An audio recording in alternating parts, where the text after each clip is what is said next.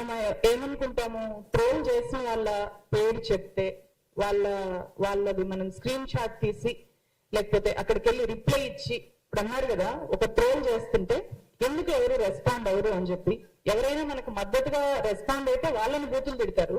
ఆ బూతులు తిట్టినప్పుడు వాళ్ళు తీసుకోలేరు కదా, ఒకసారి సపోర్ట్ చేస్తారు, తర్వాత రెండోసారి అమ్మో మనం ఇక్కడ పెడితే కామెంట్ ఒక 10 మంది వచ్చి పడిపోతారు అని చెప్పి ఆగిపోతారు. అయితే అక్కడ ఎవరైనా నా మీద ఒక ట్రోల్ పెట్టారు, అక్కడ నేను వెళ్ళి స్పందించాను అనుకోండి, అది వాడికి ఆ రోజు చాలా గొప్ప విజయం, పండగ, వాడికి వాడి సమూహంలో ఒక గుర్తింపు. ఎస్, చెప్పారు కదా ఆర్గనైజ్డ్ గా జరుగుతుంది అని చెప్పి. మన డ్యూటీ ఉంటుంది, వాళ్ళకి ట్రోల్ చేయడం ఒక డ్యూటీ.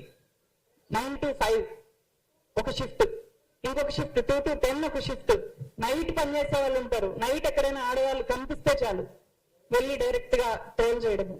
సో ఒక్కొక్కడికి 10 అకౌంట్లు ఉంటాయి. నా ఫేస్బుక్ కింద ఏ పోస్ట్ కింద చూడండి, మళ్ళీ కూడా వచ్చి చూసావా ఒక్కడైనా నీకు మీ మొహానికి పాజిటివ్ కామెంట్ పెట్టాడా అని ఉంటాయి. అవన్నీ కాపీ పేస్ట్ అట్లాంటి రికార్డులు నా దగ్గర చాలా రికార్డులు ఉన్నాయి. ఎన్నెన్ని ఏ ఐడీలతో ఎన్నెన్ని కాపీ పేస్ట్ మెసేజ్లు, దాని మీద వాడికి అక్షరాలు కూడా రావు, అన్ని స్పెల్లింగ్ మిస్టేక్స్. సో ఇది వాడు ఎవరైనా స్పందిస్తే, చూసారా స్పందించింది తులసి చందు స్పందించిందిరా శభాష్ అని చెప్పి అక్కడికి వెళ్ళి నువ్వు గుర్తింపు పొందావు అని చెప్పి వాడిని హీరోని చేస్తారు. సో వాడికి కావాల్సింది అదే, వాడికి కావాల్సింది. మనం ఏమనుకుంటాము, ఎవరైనా ఈమెని ఇంతగా ఘోరంగా అవమానించారు అని చెప్పి తెలిసి వాడు షేమ్ ఫీల్ అవుతాడు అనుకుంటాం. నో, వాడు చాలా గొప్పగా ఫీల్ అవుతాడు. వాళ్ళకి కావాల్సింది అది.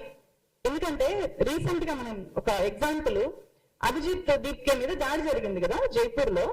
ఆ దాడి జరిగిన తర్వాత ఏం జరిగింది, ఆ మరుసటి రోజు ఎవరైతే దాడి చేశారో వాళ్ళకి పెద్ద సన్మానం జరిగింది.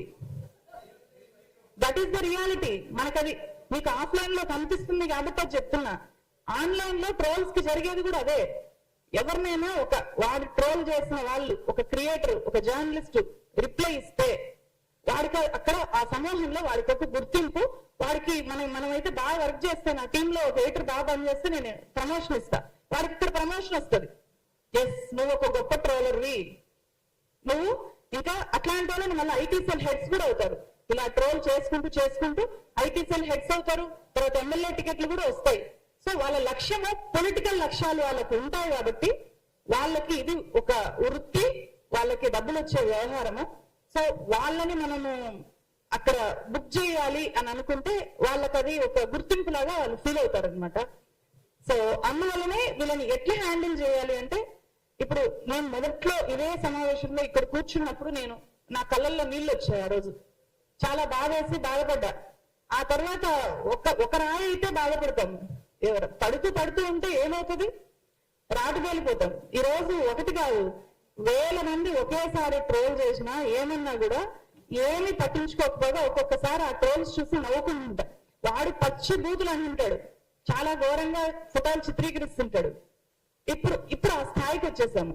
నా రిక్వెస్ట్ ఏంటంటే, ఇది చూసే అంటే విప్లవ్ లాంటి వాళ్ళు, అసనా లాంటి వాళ్ళ పిల్లలు అలాంటి అమ్మాయిలకి జరిగేది చూసి ఇలాంటి ఆడపిల్లల పేరెంట్స్ అమ్మో నా బిడ్డని జర్నలిజంలోకి పంపకూడదు అని ఎక్కడ ఆలోచించి ఆ పిల్లల్ని ఆపుతారో అని చెప్పి మేము ఈరోజు సమావేశం పెట్టాం. ఏ ఆడపిల్లని దీంట్లోకి రాకుండా అడ్డుకోకూడదు అనేది ఇక్కడ ఉద్దేశం. అమ్మాయిలు ధైర్యంగా రావాలి. ఎందుకంటే వాళ్ళ ఏజ్ తో పోల్చితే విప్లవ్ మాట్లాడిన మాటలు చాలా మెచ్యూర్ మాటలు. అస్మా చాలా ధైర్యవంతంగా పోరాడుతోంది, మాట్లాడుతుంది. అలాంటి ముస్లిం అమ్మాయిలు ఎంతమంది బయటకు వస్తారు ఈ రోజు మాట్లాడడానికి? ఎవ్వరు రారు, ధైర్యం చేయరు. వీళ్ళు వాళ్ళకి ప్రతినిధులు. ఎస్, అస్మా అక్క ఉంది, నేను వెళ్ళాలి, విప్లవ్ అక్క ఫైట్ చేస్తుంది, నేను కూడా తనలాగా తయారవ్వాలి అని అనుకోవాలి. కానీ తన మీద ట్రోల్స్ జరిగింది కాబట్టి నేను ఈ వృత్తిలోకి వెళ్ళకూడదు అని చెప్పి అమ్మాయిలు ఆగిపోకూడదు. సో మనము దీని ద్వారా అలాంటి ఒక బలమైన మెసేజ్ ఇవ్వడం కూడా దీని వెనుక లక్ష్యము అని చెప్పి తెలియజేస్తున్నాను. నెక్స్ట్ నాగేశ్వర్ సార్ మాట్లాడతారు.